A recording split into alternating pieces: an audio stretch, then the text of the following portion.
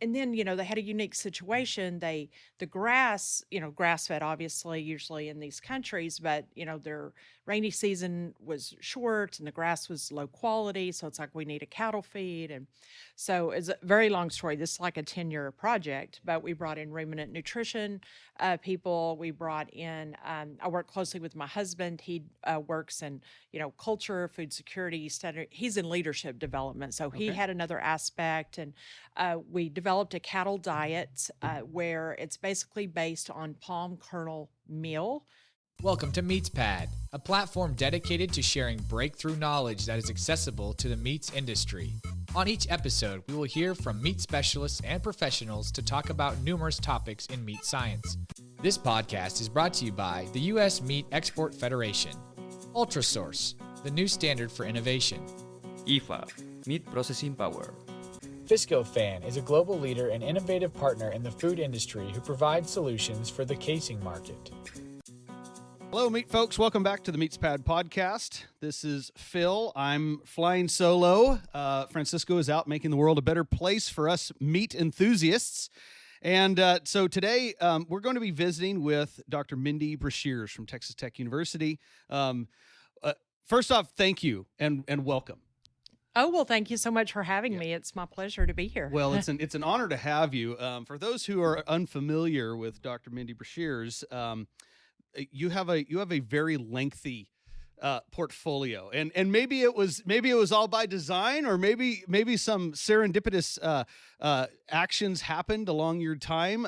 But for those who do not know you, maybe you can start to maybe just explain a little bit about some of the food safety work you've done in the past, and how that has led to some pretty cool opportunities recently. Sure. I do have I have many titles. I keep saying I need to get rid of some of these, and then they just keep adding on. But I have been a professor in food safety for my entire career. I've worked in academia. I went to Texas Tech for my undergrad, and then went to Oklahoma State for a master's and Ph.D. and started my career at the University of Nebraska. And while I was there, I was a professor, but I was in extension and research. And I had the opportunity to work across the state with the meat processors. And it just happened to coincide with the 1997, 98, when the new HACCP regulations were rolling out. And I worked with all the small and very small meat processors across the state very closely with the meats faculty at University of Nebraska, and really loved the job, and I started integrating my research with my extension work, solving problems by collecting samples in a plant. Sure. The opportunity came up to go back to Texas Tech, and it was a hard decision. I mean, I love Nebraska. It was great, but ultimately I went back to Texas Tech and went through, my career, the whole process and did research, still working on applied interventions, but also focusing on the pre-harvest side. A little known fact maybe is that I'm a fellow of the National Academy of Inventors. And so I was somewhere between 26 and 29 patents. We have two spinoff companies. And through all that work, we developed a probiotic that could be fed to cattle that killed E. coli. It's widely used in the industry. But now we have developed a new probiotic. It's called Probicon, and it kills Salmonella, E. coli, Clostridia. We made, version 2.0, I guess, My so to speak. gosh, yeah. And so I have, those companies that I have a role in. I don't have to manage that on a day-to-day basis. But, a few years ago, I got a text, and it was from a congressman's office, Mike Conaway. And it said, would you consider being undersecretary, or, your name thrown in the hat for undersecretary with the next administration? In USDA. Yes, Yep. at USDA. Yep. Well, Undersecretary of Food Safety, probably, everyone in the world of food safety knows that's the highest ranking food safety official in the U.S. And it's like, oh, yeah, sure, I'll do that.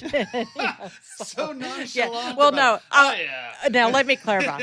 I will be considered, but I never thought, I'm like, they're not going to pick me for that job, but I'd be like, oh, I was considered for this job.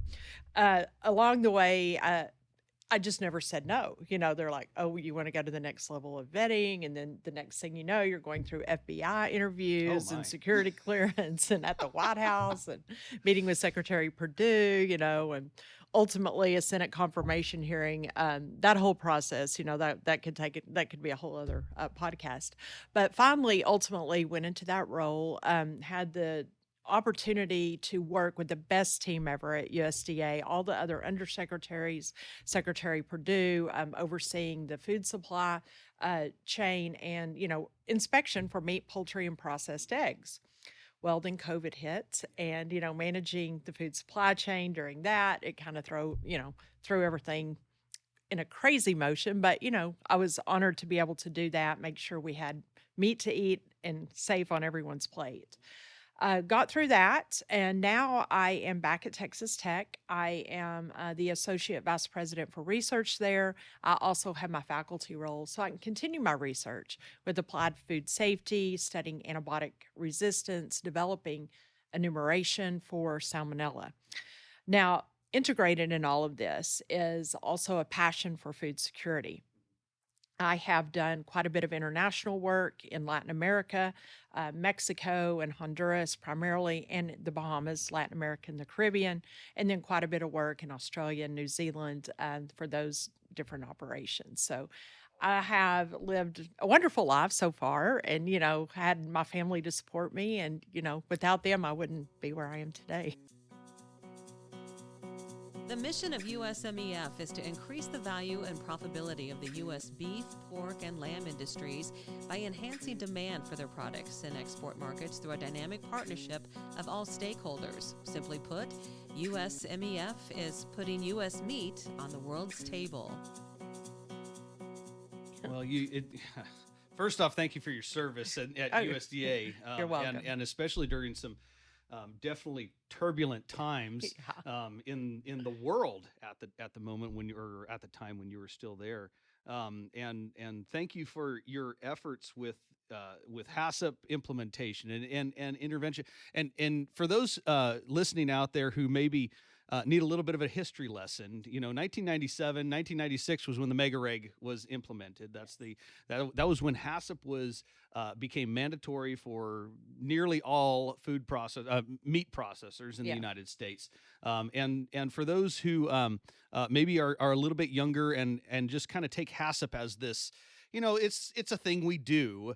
That was a big deal back then. It was an enormous deal, and it was necessary. It was needed. And since then, we continued to bolster the safest food supply in the whole world. That I regularly say anyway. And I would fight for that statement if anybody ever contradicted me. But in the United States, we certainly do have one of the safest food supplies in the world. And a lot of it has to do with the work that was done to implement HACCP. And so that's interesting to hear that's kind of when you dove into the whole process. Yeah, you know, and I look back on my career and everywhere that I landed and what I was doing, it really prepared me for the job at USDA. I didn't even know that, but, you know, I was being prepared every step of the way. So not that I knew everything. There was a lot to learn when I got there. There's always something to learn. You know, and that, well, I'll wax philosophically here for just a moment, but it's interesting how life sets you up for your upcoming challenges later on. Yeah. And so, boy, were you prepared? If anybody can be prepared for a call from a congressman to become the most highest ranking food safety expert in the nation. So. Well, I always tell my students, in our family, we say yes to new adventures. Well, I'm like, but I didn't know that was going to apply to me.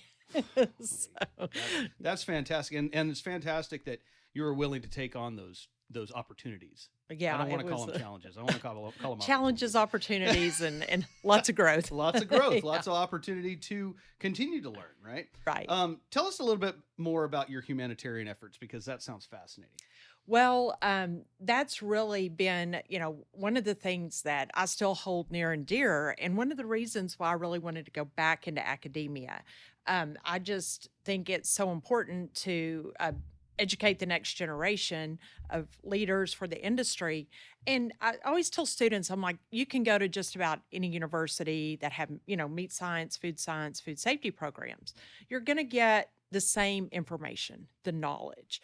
But when we have students in our program, we want them to have an experience. So they get to go to the industry and go to plants and have a lot of interaction with each other and team building. But, and this things have been on hold because of COVID, but we built programs in Mexico and Honduras, and right now I'll talk specifically about Honduras. It was another one of those moments. I had a student who had come to Texas Tech from Honduras, and she said, "I want to take you there, you and faculty, and just show you different ag industries in Honduras." So we were kind of doing a tour of the country, which was wonderful. I love to see, ag operations in different countries. Well, I was at the hotel and the front desk called and they said, there's somebody down here that wants to talk to you. And I called up another faculty member, Mark Miller. I was like, somebody's in the lobby that wants to talk to me. Would you come with me, And it was a gentleman and his name was Ricardo Paz. And he said, well, we heard there's a group of Texas Tech people here in animal science, and we want you to rebuild the cattle industry of Honduras. I'm not kidding. Okay, with a stroke of your wand. I'm like, okay, I'll get right on that, Well, and it's another one of those things, say yes to new adventures. And I remember the next day driving around and you're like, well, so there were many situations. A lot of the cattle had moved out of Honduras, really, north, Nicaragua, even all the way up through Mexico. It kind of correlated with the drought in the U.S. and, a lot of cattle had to be, the herds had been harvested and, it just kind of pulled the livestock herd north and just other things from drug trade to, lack of regulation, everything else.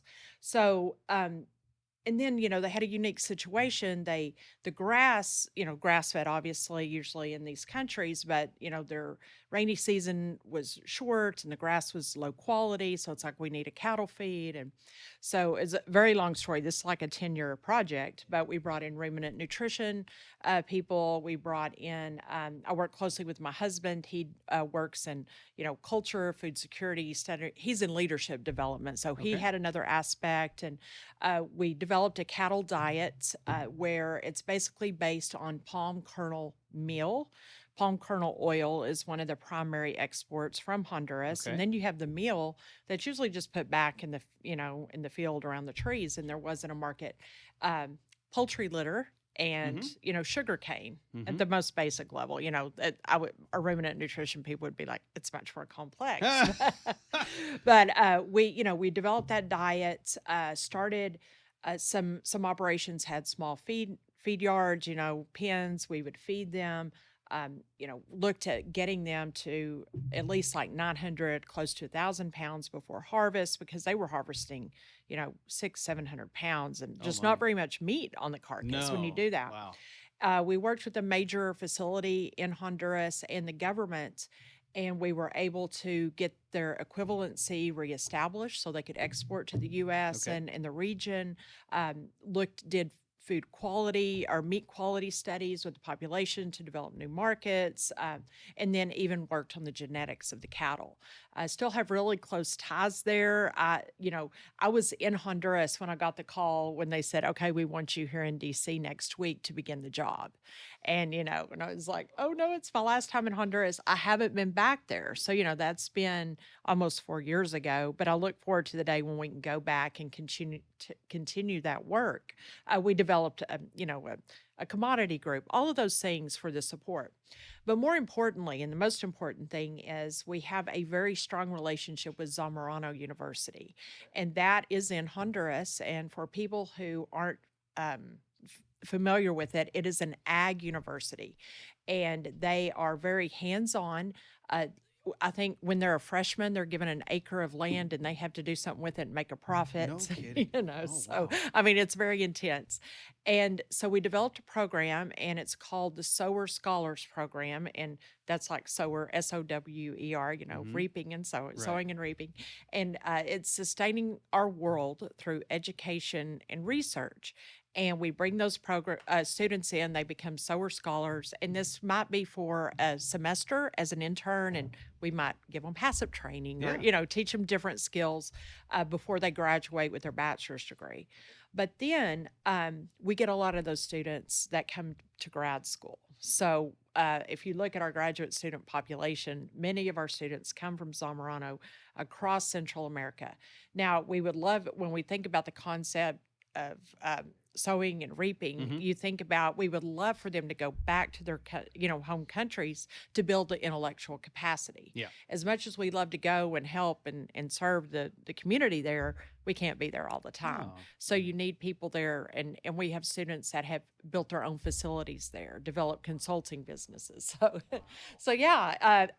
And a really cool last little point, the gentleman who came to the hotel, Ricardo, he whenever I began, he was working at a feed yard, and the feed yard had closed. He'd lost his job. He had gone to Florida State and been in the U.S. Well, by the time I ended up in my job as Undersecretary for Food Safety, he was basically the equivalent in Honduras in the government. Wow. So, yeah, Wow.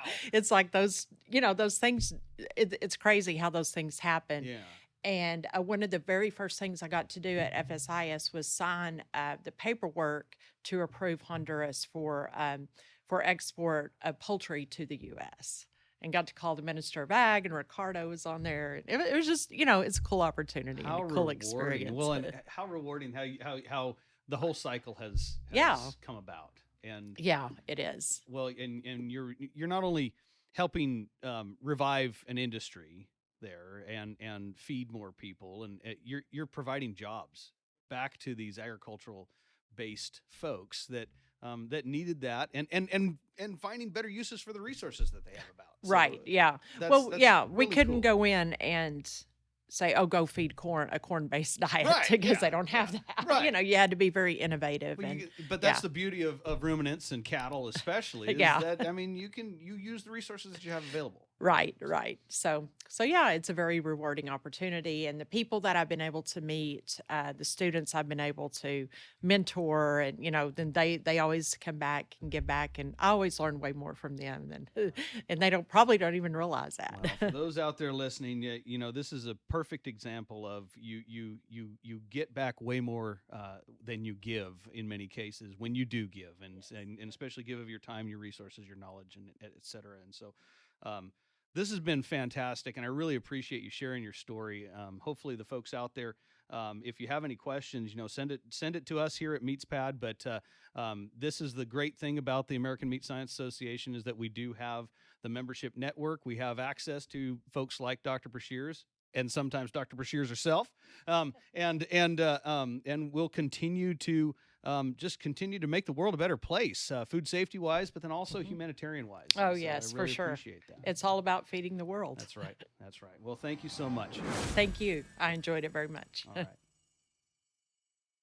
right.